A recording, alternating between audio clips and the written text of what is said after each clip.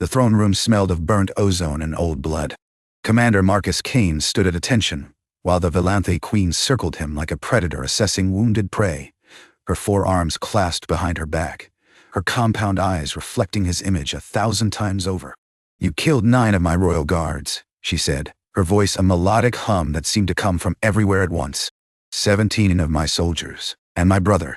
Marcus kept his eyes forward. "He was going to detonate a bioweapon in the civilian sector, Your Majesty." "I know." The queen stopped directly in front of him.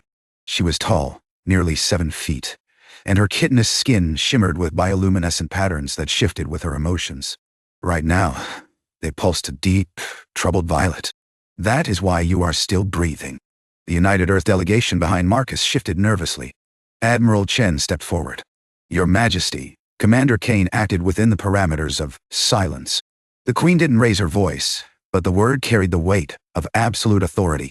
"I did not summon the human who prevented a genocide to punish him. I summoned him to reward him."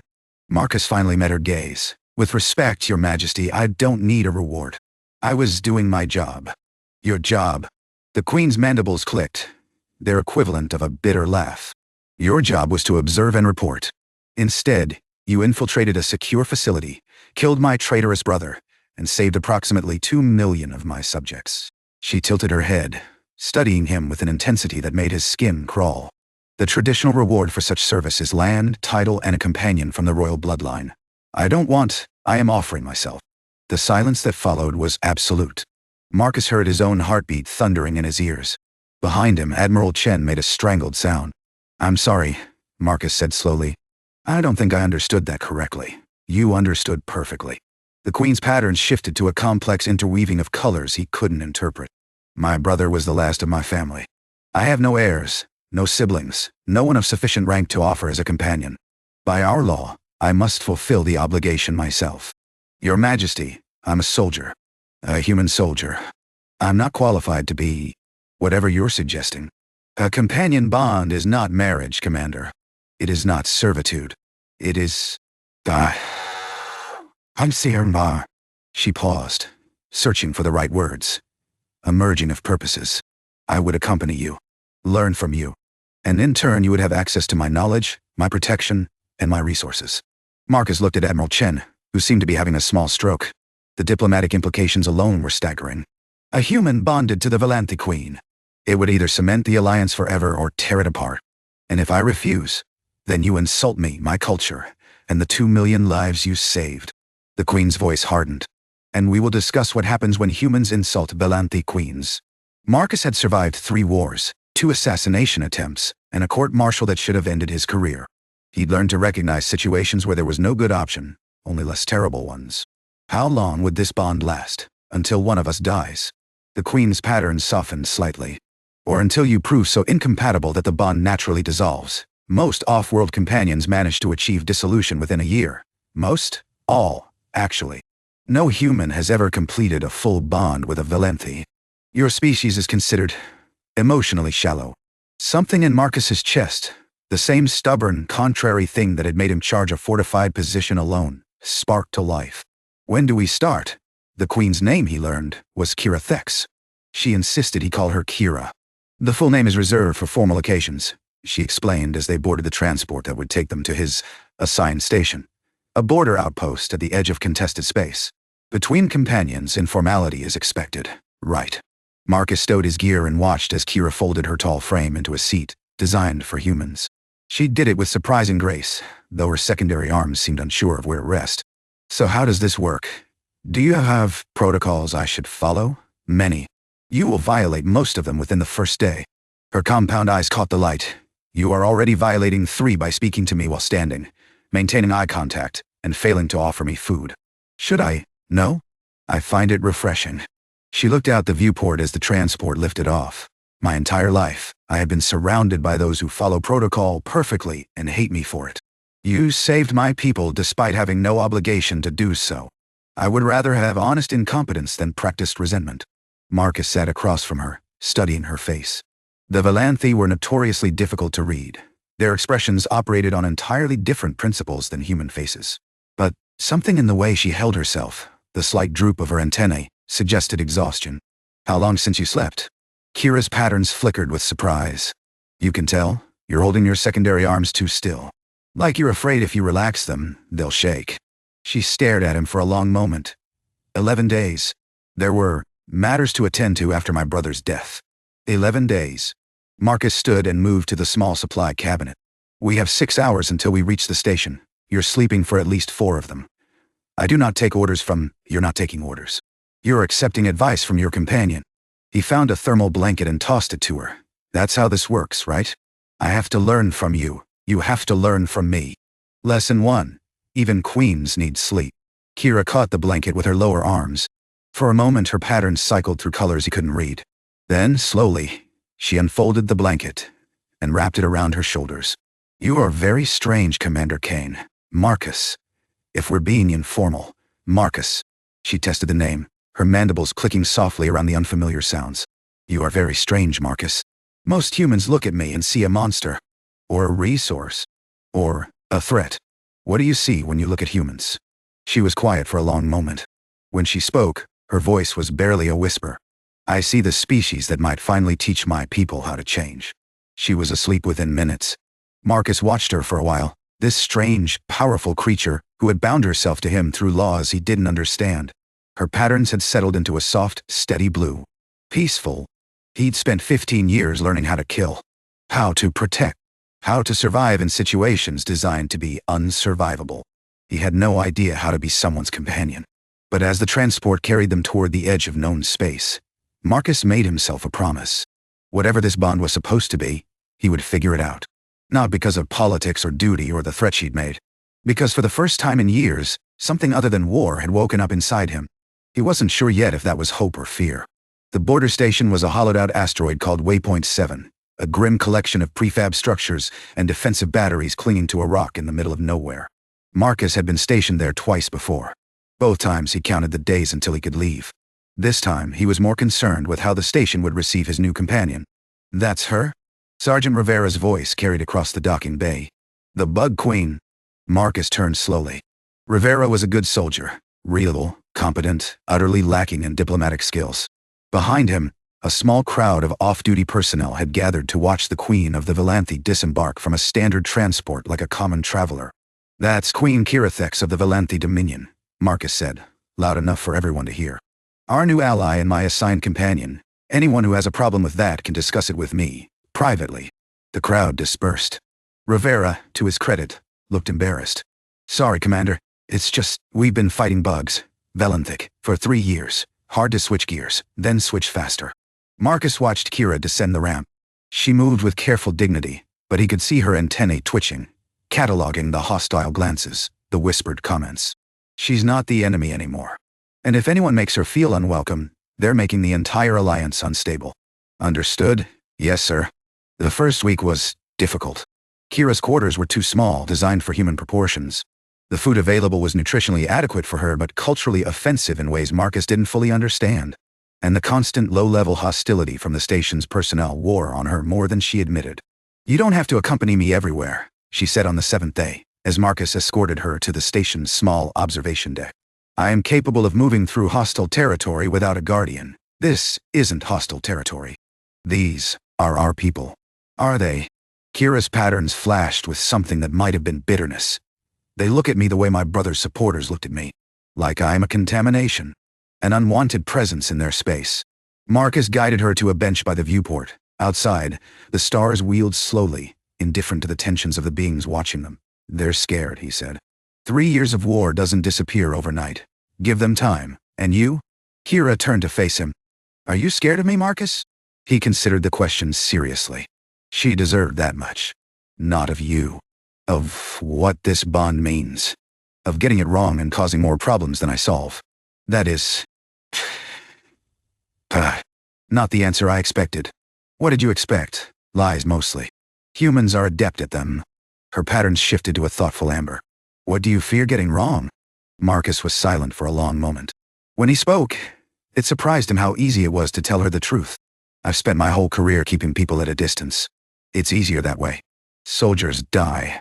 If you let yourself care about them, it breaks something inside you. And I've been broken too many times already. He met her compound eyes. You want me to be your companion? Fine, yo. But I don't know how to do that without keeping walls up. And I don't know if you can accept someone who's more scar tissue than person. Kira was quiet. Then, slowly, she reached out with one of her smaller arms and touched his hand.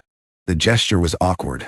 She clearly wasn't used to initiating physical contact, but her patterns had shifted to a deep, steady green. Among my people, those who survive great trauma are called Velkith, the scarred ones. They are not considered broken. They are considered tempered, like metal forged in fire. She withdrew her hand. I would not have bound myself to you if I thought you were weak, Marcus. I chose you because you charged into certain death to save strangers. That is not the action of a broken man. That is the action of someone who has decided that protecting others matters more than protecting himself, or someone who doesn't value his own life enough. Perhaps both can be true. Kira settled back, her gaze returning to the stars. You asked me once what I see when I look at humans. I said I see the species that might teach my people to change. Do you know why? Tell me. It is your greatest weakness and your greatest strength. You form bonds with animals, with machines, with ideas. You will die for people you have never met. My people find this terrifying. We bond rarely, carefully, and only after long deliberation. The idea of spontaneous loyalty is alien to us. Is that why your brother's followers hated you? Because you wanted to form an alliance with humans? In part, dark guy. Kira's patterns darkened. They believed humans were a corrupting influence. That our exposure to your species would weaken the purity of Velanthi culture. Her mandibles clicked with something like dark humor. They were correct, of course.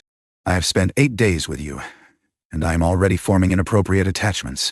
I don't know whether to be flattered or concerned. Both would be appropriate. The distress call came at 0300 station time. Marcus was already awake. He rarely slept more than 4 hours anymore when the alarm cut through the quiet. He was dressed and moving toward the command center within 90 seconds. Kira met him in the corridor, fully alert despite having been asleep moments before. What is happening? Don't know yet. He didn't slow down, and she matched his pace easily. Stay close.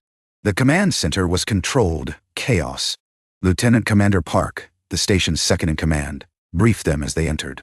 Mining vessel Prometheus, 63 crew. They hit a debris field and lost their primary engine. They're drifting toward the gravity well of the gas giant in Sector 7. If they cross the threshold, we won't be able to pull them out. Marcus studied the tactical display. The Prometheus was small, damaged, and too far away for the station's rescue shuttles to reach in time. But there was another option. What about the Velanthi courier ship? Park hesitated. That's the Queen's vessel, sir. We can't just... I'm authorizing it. Kira's voice cut through the room. Every head turned toward her. My ship is faster than your shuttles. It can reach them in time. Your Majesty, Park said carefully, that ship isn't equipped for rescue operations. And if something goes wrong in the debris field, then something goes wrong. Kira turned to Marcus. You will pilot. Human ships. I cannot operate. You want me to fly your royal courier into a debris field to rescue a bunch of miners, yes? Marcus looked at the display. Then, at Kira. Then, at the 63 lives counting down toward an ugly death. Park, prep the Velanthi ship. We launch in 5 minutes. The debris field was worse than the scans had suggested. Marcus flew by instinct, weaving the sleek Velanthi craft through a maze of spinning rock and shattered metal. Beside him, Kira monitored their approach to the Prometheus, her patterns cycling through anxious shades of orange. You fly well, she said. Misspent youth. He banked hard to avoid a chunk of ice the size of a house. Used to run salvage operations in the belt before I enlisted. Debris fields were part of the job. You were a salvage operator? Surprised? I assumed you had always been a soldier. Nobody's always been anything. He found a clear path and accelerated. We all start somewhere. The Prometheus was in bad shape, worse than the reports had indicated. Half its hull was crumpled, and atmosphere was venting from multiple breaches. Marcus brought the courier alongside and extended the docking arm. I'm going across. You stay here and be ready to detach if things go sideways. No. Kira, I said no. Her patterns hardened to a stubborn purple. We are companions. I do not stay in safety while you risk yourself. You're a queen. If you die, if I die, my people will select a new ruler. That is how succession works. She moved toward the airlock. Are you coming? The next 2 hours were a nightmare of crawling through broken corridors, stabilizing wounded crew members, and making impossible choices about who to evacuate first. Kira worked alongside Marcus without complaint, her 4 arms proving invaluable for carrying injured miners, while simultaneously operating equipment. They saved 57 of the 63 crew die. The 6 they lost were already dead when Marcus reached them, killed in the initial collision. He told himself it wasn't his fault. He told himself he'd done everything possible. It didn't help. Afterward, in the quiet of the courier ship's small medical bay, Kira found Marcus staring at nothing. "You did well," she said. 6 dead, 57 alive, because of you. We should have been faster. I should have seen the safer approach route. If I'd... Stop. Kira sat beside him, close enough that her shoulder brushed his. "I've read your human literature. You have a concept called survivor's guilt. It serves no purpose except to torture those who least deserve it. Knowing that doesn't make it go away. No, do. It does not." She was quiet for a moment. "Among my people, we have a ritual for those who survive when others do not. We speak the names of the dead aloud and commit them to memory. Would it help if we did that?" Marcus looked at her. This strange alien queen, sitting in a cramped medical bay, offering him comfort in the only way she knew how. "Yeah," he said finally. "I think it might." So they spoke the names together. 6 miners Marcus had never met, whose faces he would never forget. When they finished, Kira's patterns had shifted to a deep, quiet blue. "My brother killed many people," she said softly. "Before you stopped him. I spent years telling myself it was not my responsibility. That I could not control his actions. But the guilt remained." She met Marcus's eyes. "You are the first person I have told that to." "Why me?" "Because you understand.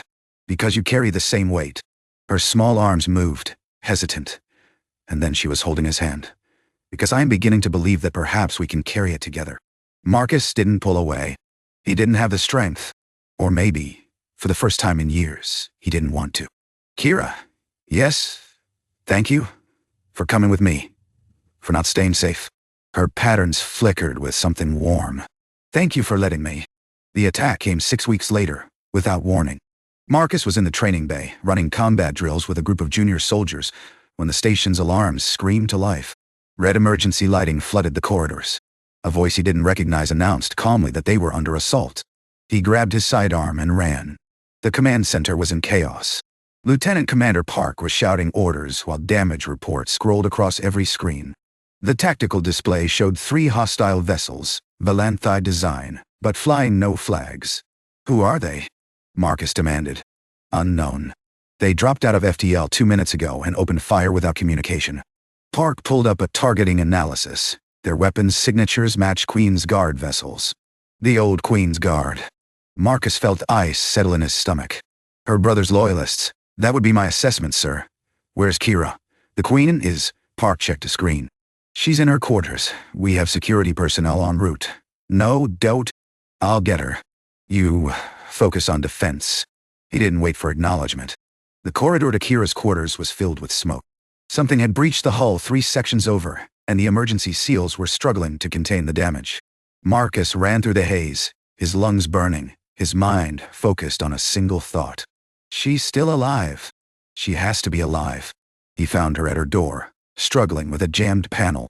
2 station guards lay unconscious at her feet, or dead, he couldn't tell. And standing between her and the corridor junction were 3 Velanthi soldiers in black combat armor. Assassins? They'd gotten aboard somehow. Shuttles probably, during the confusion of the attack. They were here to finish what her brother had started. Marcus didn't hesitate. He hit the first assassin from behind, his combat knife finding the gap between chitinous plates. The second spun toward him, but Marcus was already moving, ducking under a blade strike and driving his palm into the vulnerable joint of the Velanthi's lower arm. The third assassin raised a weapon, some kind of neural disruptor, and fired. Kira's scream echoed in his ears as the world turned white. He woke to pain. Every nerve in his body felt like it had been set on fire and then frozen. He couldn't move his limbs. Couldn't open his eyes. Could only lie there and listen. Not permanent. The neural damage will heal. A voice he didn't recognize. Medical. Professional. But he will need weeks of rehabilitation, possibly months. I do not care about the timeline. Kira's voice. Rough. Desperate. I care about whether he will survive. He will survive, Your Majesty. He is remarkably resilient. Yes. A pause. Then, softer. Yes, he is. Marcus drifted in and out of consciousness for what felt like days. Sometimes he heard voices, Park giving reports, medical staff discussing his condition, Kira speaking softly in her own language. Other times, There was only silence, and the steady beep of machines keeping him alive. When he finally managed to open his eyes, Kira was beside him. She looked terrible. Her patterns were a chaotic mess of colors, her antennae drooping with exhaustion. But when she saw him looking at her, something in her expression shifted. "You're awake. Report." His voice came out as a croak.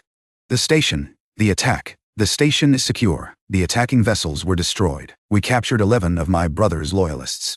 Her patterns darkened. 3 of them were aboard. The ones who... She stopped.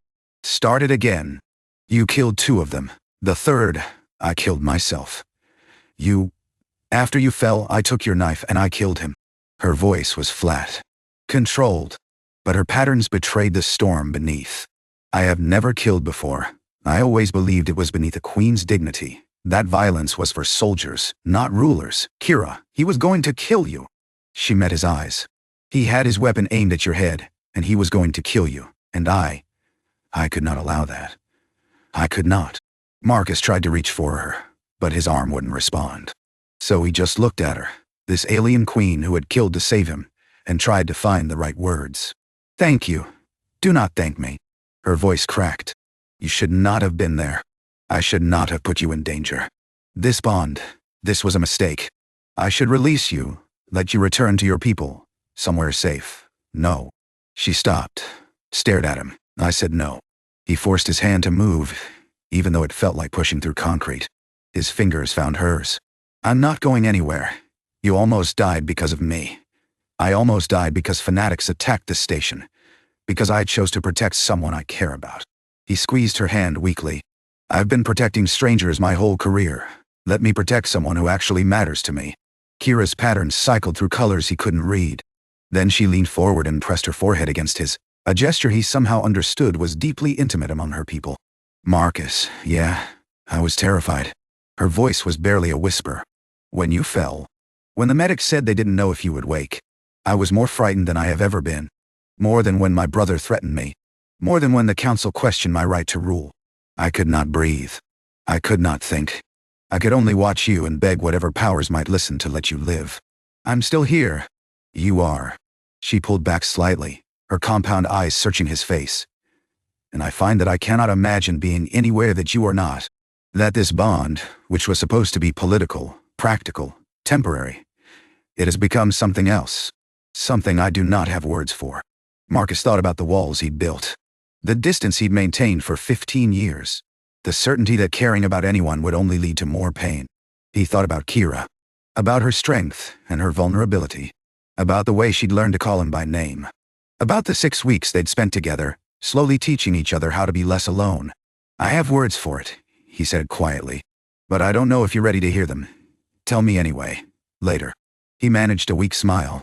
"When I can actually sit up without passing out, some conversations should happen face to face." Her patterns flickered with something that might have been hope. Or fear. Or both. "Then get well quickly, Marcus. I find I am not patient when it comes to you." Recovery was slow. Frustrating. Marcus had never been good at rest. But Kira was there. Every day, every session with the medical staff, every agonizing attempt to relearn how to use his body. She read to him when he couldn't sleep. Velanthi poetry that sounded like music even when he didn't understand the words. She argued with him when he pushed too hard, threatened to sedate him when he tried to leave the medical bay too soon, and sat in stubborn silence when he was too frustrated to speak. She was there. 2 months after the attack, Marcus took his first unassisted walk through the station corridors. Kira walked beside him, matching his slow pace, her patterns a steady calm green. "The council has made a decision," she said. About me. About us." She guided him toward the observation deck. "Their place, now. They have officially recognized our bond as permanent. The first human Velanthi companionship in history. How do you feel about that?" "Terrified. Relieved. Uncertain." She helped him settle onto the bench by the viewport. "And something else. Something I have been waiting to discuss until you were well enough." Marcus looked at her. The stars wheeled beyond the glass, indifferent and eternal, but for once he didn't feel small against their vastness. "I'm well enough. Are you certain? Because what I must tell you." She stopped. Her patterns shifted to a complex interweaving of colors, purple and gold and deep red. "It requires a response. And I would not force you to respond before you are ready. Kira. Whatever it is, just say it." She turned to face him fully. Her compound eyes caught the starlight. When the assassin shot you, I thought you were dead. For 17 seconds, I counted them. I believed I had lost you. And in those 17 seconds, I understood something I had been avoiding for weeks. What? That I would rather die than live in a universe without you? Marcus's breath caught. That is not metaphor, she continued. That is not hyperbole. My people bond rarely, but when we do, the bond becomes essential, necessary, like breathing. I did not choose for this to happen. I did not want it to happen. A queen should not be dependent on anyone, certainly not a human soldier she has known for mere months. But it happened anyway. Her voice dropped to barely a whisper. And I find that I am not sorry. The silence stretched between them. Marcus thought about everything he'd been taught. About distance. About walls. About the danger of caring too much. He thought about all the people he'd lost. All the pieces of himself he'd buried so he could keep functioning. And he thought about Kira. About the way she changed him without trying. About the empty space inside him that wasn't empty anymore. My whole life, he said slowly, I've been afraid of dying. Not because I valued my own existence, but because dying meant failure. Meant I couldn't protect anyone anymore. Couldn't be useful. Kira listened, her pattern still. But when that disruptor hit me, Candice, I wasn't thinking about duty or failure. I was thinking about you. About how I hadn't told you what you meant to me. About all the conversations we'd never have. Marcus, I'm not afraid of dying. He reached for her hand. I'm afraid of losing you. That's what terrifies me. That's what keeps me awake at night. Not the thought of my own death, but the thought of yours.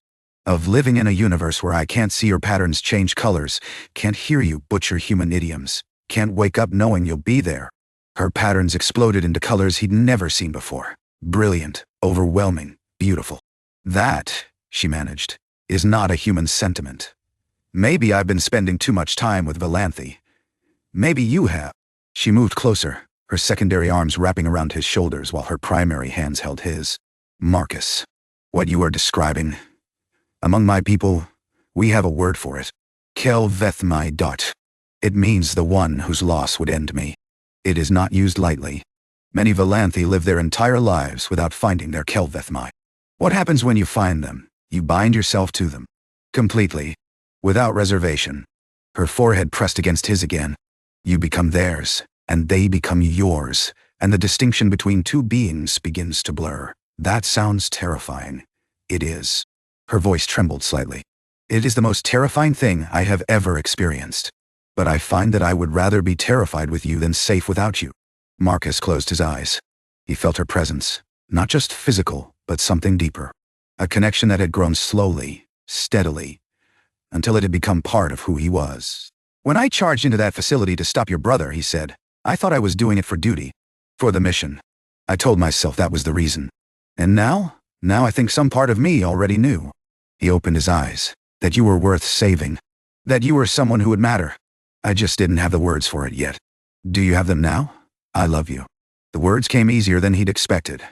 I don't know how Velanthi feel about that word. I don't know if it translates. But that's what this is. I love you, Kira. All of you. The queen and the person beneath the crown. The warrior and the poet. The alien who somehow became the most important being in my universe. Kira made a sound.